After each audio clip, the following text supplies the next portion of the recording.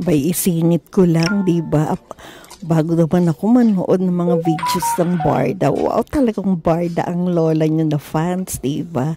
Kaya naman po, ayan, magpapalambot na tayo muna ng ating mga natirang manok and then buto-buto, di ba?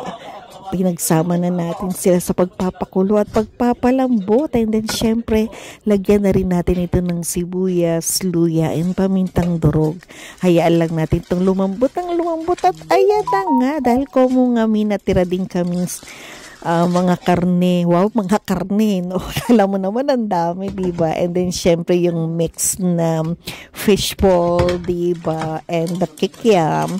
So hinalo ko na rin ito sa ating soup na gagawin. And then ayan, kumukulo at malambot na talaga yung ating karne. Nilagay na natin syempre yung ating rice noodles. So ewan ko kung pwede ba to sa soup. Ang alam ko kasi yung ano yan, medyo tuyo, diba? Pero sige pa rin, go. Yan ang available namin, diba? And then naglagay na rin tayo syempre ng ating beaten na eggs, diba? At ayan, inugasan pa ng lola nyo doon sa sabaw yung kanyang mangkok, diba? Ayan, tikman na natin bago natin ilagay yung ating mga gulay. So nagdagdag na rin syempre ako ng ating cubes, diba? So that one is, wow, that one is beef cubes. And then eto na yung ating green beans, diba?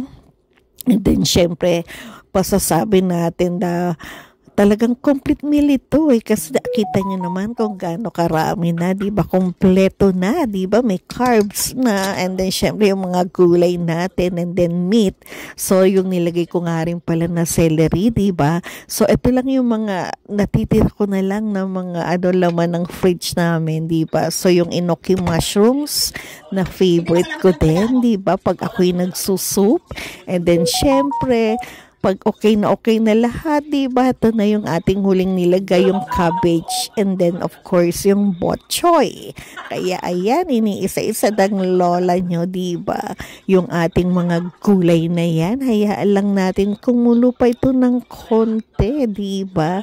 Kasi okay naman na ang lasa na yan. Kaya ayan, wow!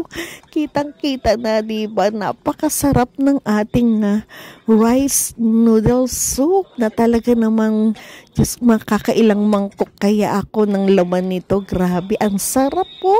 Katakam-takam talaga yung lasa, diba? Kaya ano pang inaantay nyo? Abay, magsandok na tayo at sabay na tayo kumain ito. So, depende kung gusto mong maglagay ng kanin or sabahan ng kanin or ng tinapay. Nasa sa inyo na yan. Kaya ito, luto na to.